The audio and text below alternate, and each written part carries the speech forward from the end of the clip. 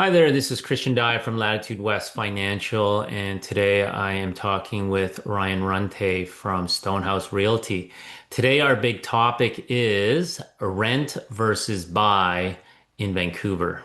So it's June of 2026. This has been debated for, well over a decade. Should I rent or should I buy? So Ryan, I'm going to get your perspective to jump right into it here. Right now in 2026, what is happening with our real estate market?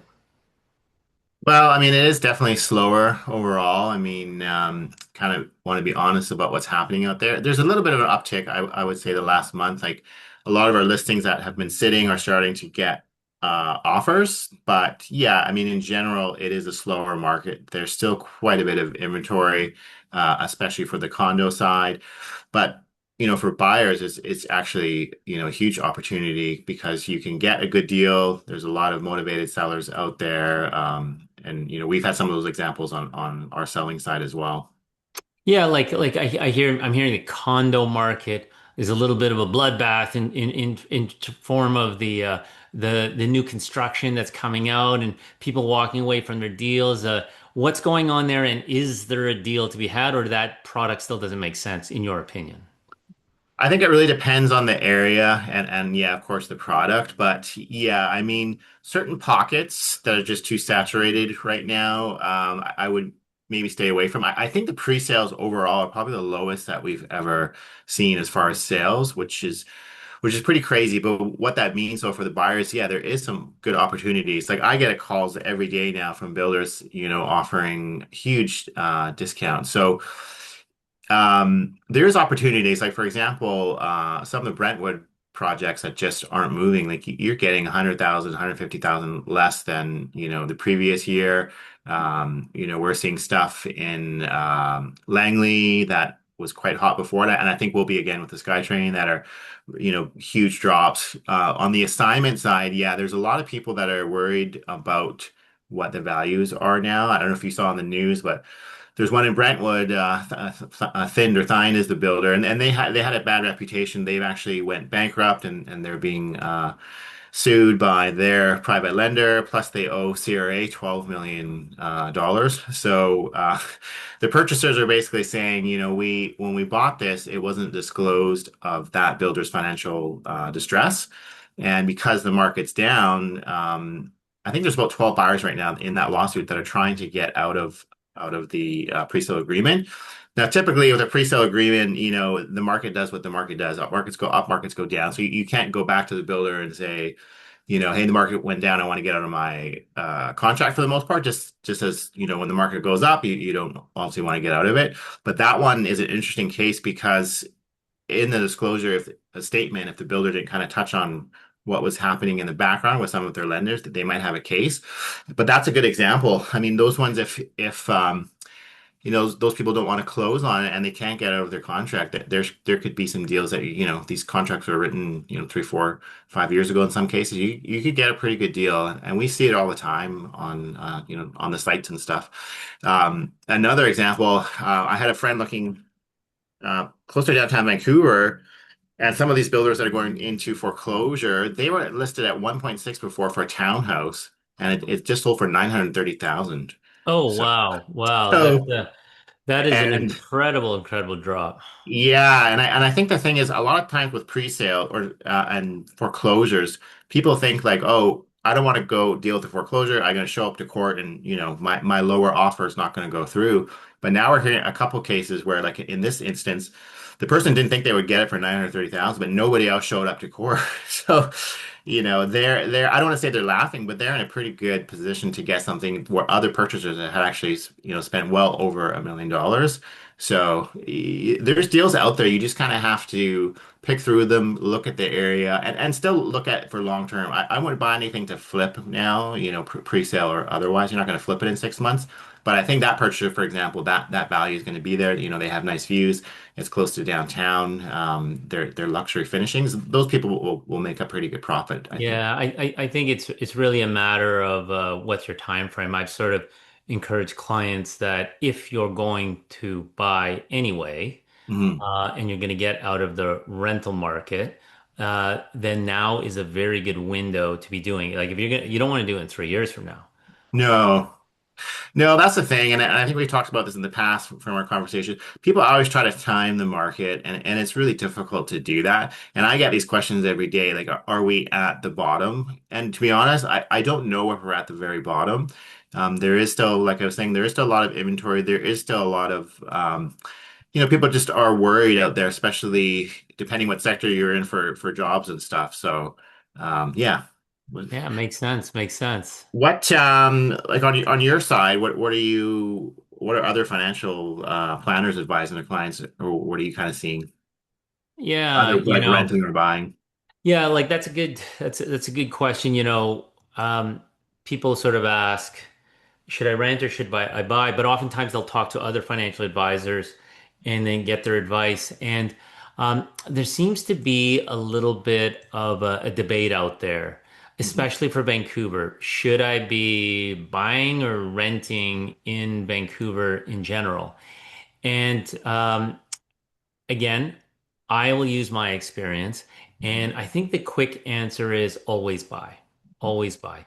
And I have yet to find an experience where somebody decided to rent and then invest the difference 10 years later said, "Oh, I'm so glad I didn't buy in Vancouver. What a mistake it would have been buy to have bought in like 2015."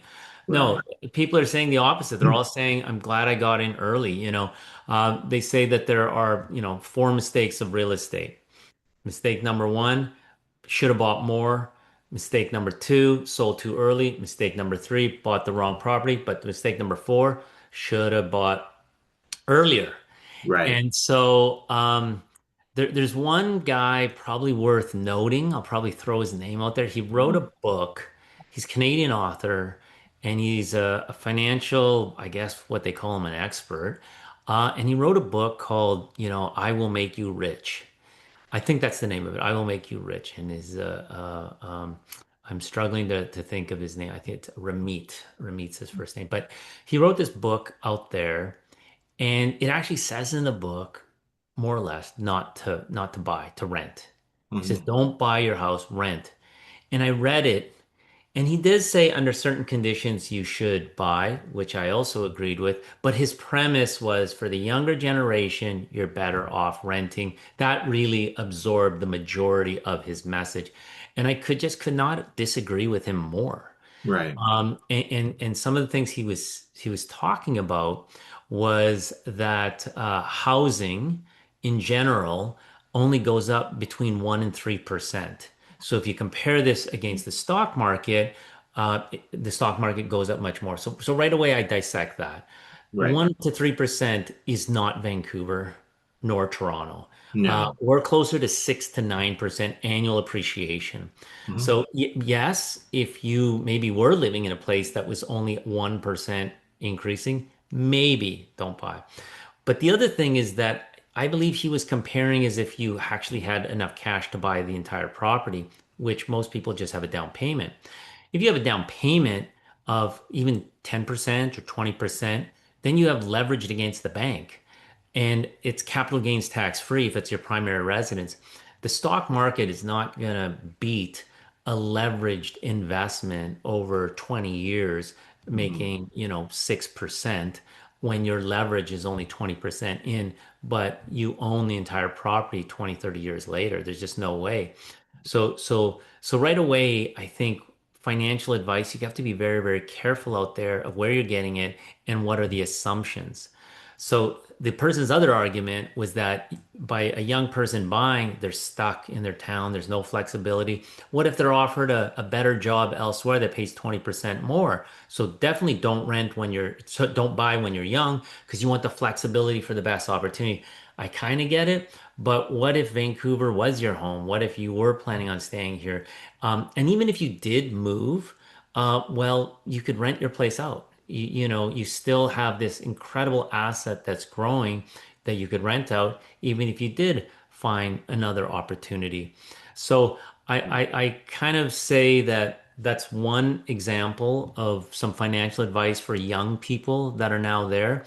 And then there's one other piece that it's kind of this age-old, long one from Robert Kiyosaki, the Hmm. the guru who wrote Rich Dad Poor Dad. Now you'd think that he's going to be pro real estate, but he actually says your house is not an asset. Hmm. So that with that message, he's often saying, don't buy a house, don't buy your own house, but really the message is don't buy too much house. Right. Really don't buy too much house. And I like that. And he says prioritize cash flowing real estate instead. But in Vancouver, you could have the best of both worlds. Hmm. You could Yeah. have a house that also provides you a mortgage helper. Right. And think about it in retirement when the house is fully paid off, you actually have a cash flowing asset built into your house. Yeah. And depending on the structure, usually if it's a basement suite, that should also be capital gains tax free. And now you have essentially you're hedged against inflation because as inflation goes up, rent goes up. So Right. with your stocks, if you basically have a large, or not large retirement RSPs or TFSAs, over time that gets dwindled down because you got to live off of it. If inflation kicks in, it dwindles down even faster. But if Hmm. you have a home and it's got a rental income inside of it, you actually have an asset that's increasing, that's inflation hedged with rent. Yeah. So I've yet to find a really strong argument why someone would actually rent versus buy if they had the opportunity to buy. Yes. The bigger question is, how do I buy if I don't qualify or Hmm.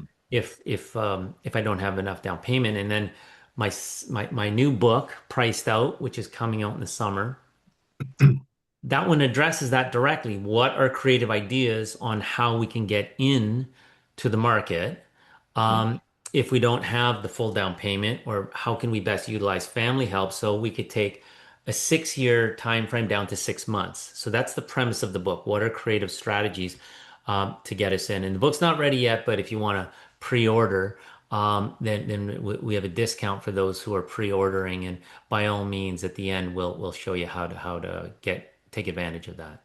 Nice.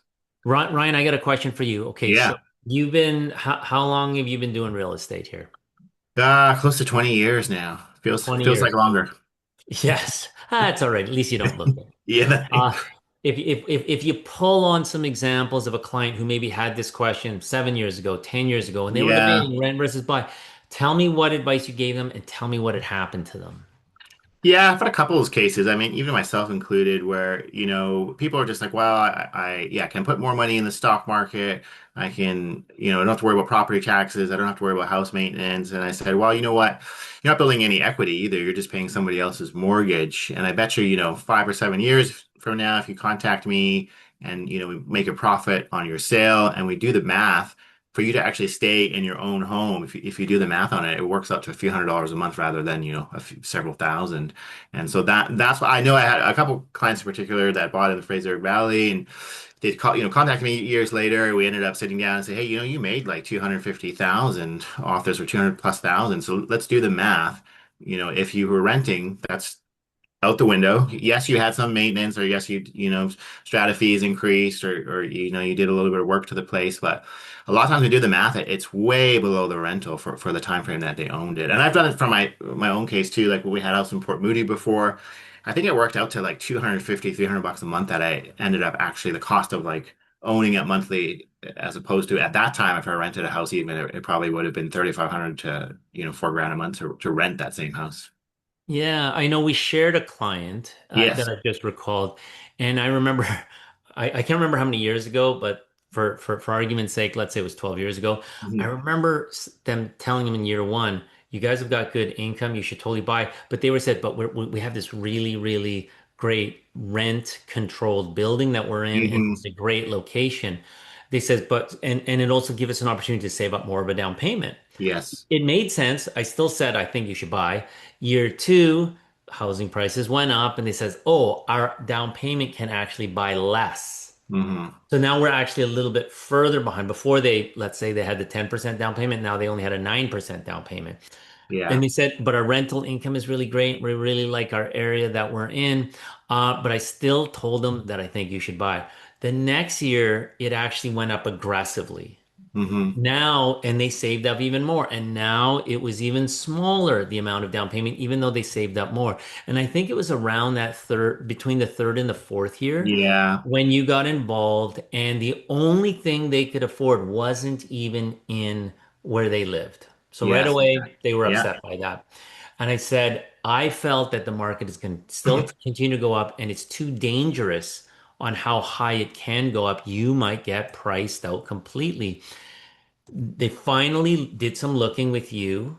Mhm. And even though they lived in Vancouver, do you remember where it is they bought? Yeah, it wasn't Langley. That's Yeah, it. That's it. It yeah, was in and Langley. they did well. So they did make some money off of that, and it made sense. But yeah, exactly. They did want to kind of be in Vancouver, and they just we couldn't show them the same product. And had they done it earlier, they would have had a much better chance. You Yeah, know.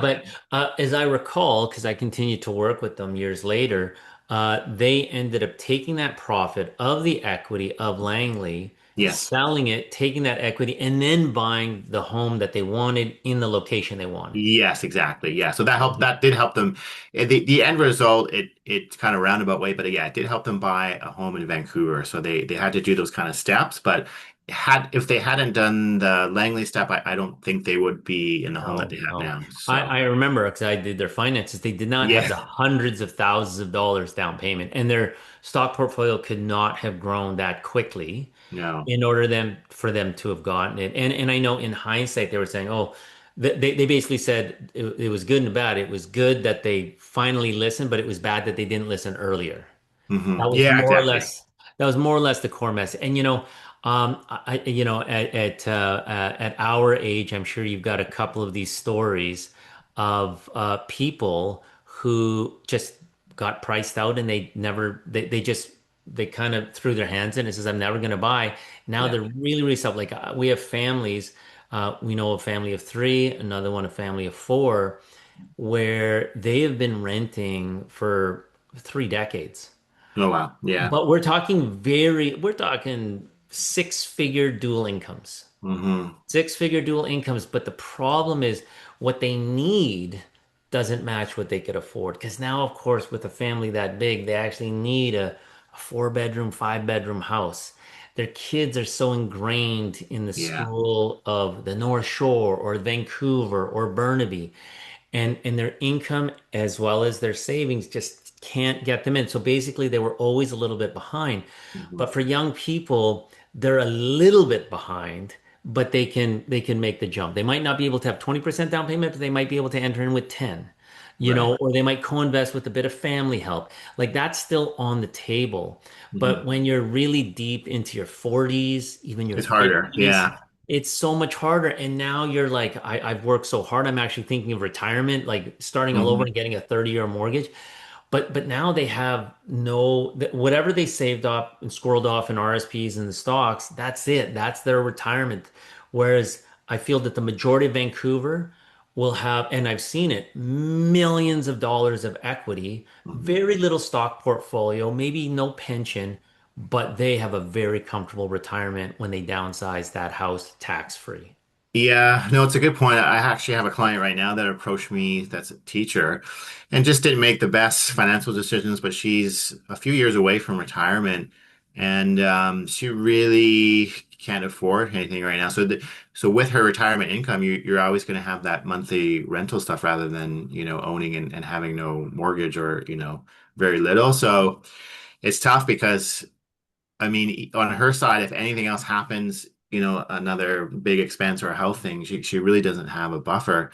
And even though rents are lower, than they were a year and a half ago, that you're still paying that. You're still paying it to someone, and it always changes too. Rents will go up quite a bit when we come back to the same inventory cycle that we always seem to end up in Vancouver because builders aren't building. So when the immigration opens up again next year and people come in and we don't have enough of the right product and rent increases, so it's the same cycle. But yeah, I've seen it firsthand just recently and it's kind of sad in a way because it's just like you're forced to pay somebody else's mortgage and you're always going to have that set cost and rent doesn't typically go down for the most part. It's just been this sort of last year and a half that we've seen this lull because there's so much inventory, but that's usually not the norm for Vancouver. Absolutely. And Stats Canada came out with something in 2025. I read it at the beginning of 2026. It's probably the most startling things why you should buy a home. And I invite people to research it. But they essentially did a study on Canadians who were just basically at age 65, age of retirement for some people.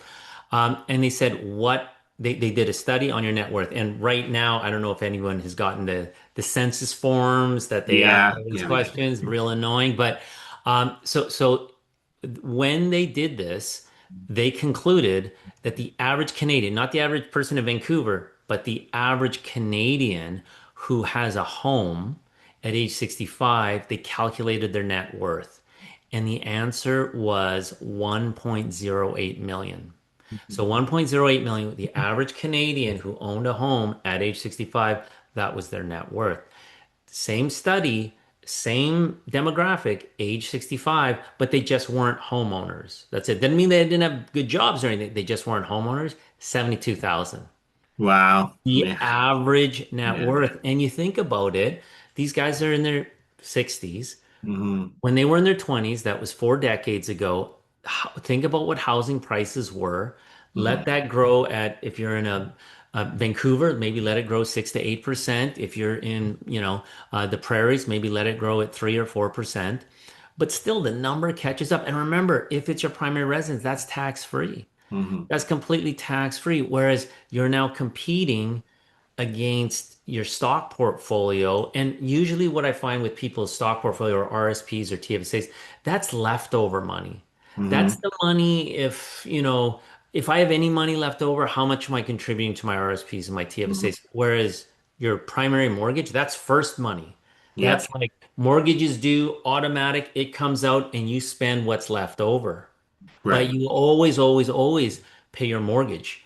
And so it's a forced savings, plus you get the capital gains exemption, plus you get the benefits of being able to leverage against bank money. Hmm. So, I maybe the next time we do a session, we'll get somebody who argues rent versus Yeah. Yeah, that'd be buy. good. Yeah. Because I'm not Yeah. both of us are kind of on the same page, but just that's been our experience. We've just seen too much of it. And in my industry, financial advising, um, I essentially have seen people really, really, really in dire straits because they weren't homeowners and they were approaching retirement too quickly.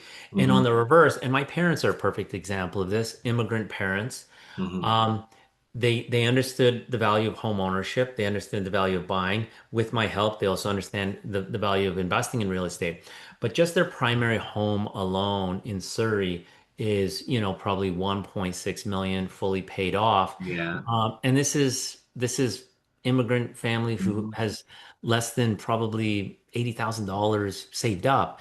So that totally matches that demographic. Yeah. Their stock portfolio is about 80 grand, but Hmm. their housing portfolio is over $1 million. And Right. and and really they just had regular jobs and all they did was pay off their mortgage and they went through the ups and downs in the brutal 80s. Hmm. And I think for the average Canadian, the Yeah. best thing you could ever do is to buy. But you want to work with a person like you, or you want to work with a professional to make sure what you're buying you could actually afford. Hmm. Yeah, it's interesting. It seems like back in the day, like with my family and stuff too, it's just having a home was priority. And now when you talk to a lot of the younger people like entering university and stuff, a lot of them in Vancouver are just saying, I don't think I'll ever own. So I think you kind of touch on that more next time, but looking at options that, family can help you if they have equity in their homes, that kind of thing. And I see it all the time where, the family's giving them gift money or family will, kind of move into the house with them and have given them some equity from their home. But yeah, it's interesting that just people's perspective and kind of what they think is just not achievable anymore is, before we were all, even my group of friends in my age, everyone pretty much owned something. And that was kind of like the goal. We got to buy a place and oh, we got to go from a condo. Oh, we're going to have a family. Oh, we need a house. But now it's like the younger people are like, I just want to, work and travel. But then they're going to end up with, what we're kind of talking about down the road, these bigger issues that they're always going to have to pay rent somewhere. No, I agree. I agree. So I want to wrap this up soon. Ryan, did you have any last questions for me? Yeah, I mean, you kind of touched on it, but I guess just what are you advising, clients for 2026 rent versus buy? I mean, I guess obviously you're still saying, Sure, sure. So right now, what I'm telling clients is essentially if you're going to buy eventually, hmm now is the best time to do it. And yeah, and I went to a conference which essentially said BC Real Estate Conference, and they said 2029 we should be this lull should be done by then. We're back to our peak prices. We're back to lack of inventory. We're back to the multiple offers. We'll see what happens. It could be earlier than 2029, but they're yeah, saying it's as late is 2029. hmm We've of course seen markets turn. I have taken, I myself, under what conditions should we be buying in 2029, 2026? yeah, I believe under two conditions for sure. Condition number one, if you're upgrading. If you're right, going from condo to house or condo because we're in a down market, that's what I've done. I've gone from a house to a larger house and did some multi-generational living. I sold low, bought low, right? yeah, That's more or less what's going to happen in this right, environment. And if you're going to buy anyway, if you're going, he says, "Oh, I'm buying something in the next 3 years anyway. I'm buying something in the next 5 years anyway." You want to do it now yes, because you still have a decent amount of product out there, hmm but now the prices are hmm slow and low. And you don't want to be competing and overbidding and no inspection. That environment we've seen too many times yeah, together. yeah, And it's the same product. It's literally the same condo. It's the same house. It's on the same block. And all of a sudden, 6 month difference, no one's competing and it's, 10% down and another one, it's up. yeah, So I say under those two conditions, you really should be buying. But like I said, with the ideas out of the new book priced out that's coming out, how can we get in sooner? How right, can, yeah, I do. I am planning on buying in 3 years, Christian, but I don't have the full down payment yet. The book priced out or reach out to the team and we'll share the ideas we have. It basically, it's, we're trying to take you from a 6 month plan to a 6 year plan to a 6 month plan. And we can do this with creative strategies. And then, of course, working out the math so that it's a win-win for you and your family if you were to incorporate them. But if anyone would like to be notified and have a discount of the copy of the book, then I invite you to reach out. If anyone would like to have a conversation about anything that we've talked about, but just wants to talk a little bit further. So we'll probably put it out there, but I'll just, my email is cdy at latitude west.ca. And Ryan, to connect with you, what's your best email? yeah, my best one is probably just Ryan at rwrealestate.ca. Perfect. All right. So I'm gonna let us go here. I always enjoyed the chat. I always like to get caught up to see what's happening in the market. And yeah, rent versus buy, Vancouver 2026. The quick answer is yes, if you're going to eventually. Yes, yeah. All Thank right, you, Christian. Ryan. Okay, I'll see you next time. See you next time.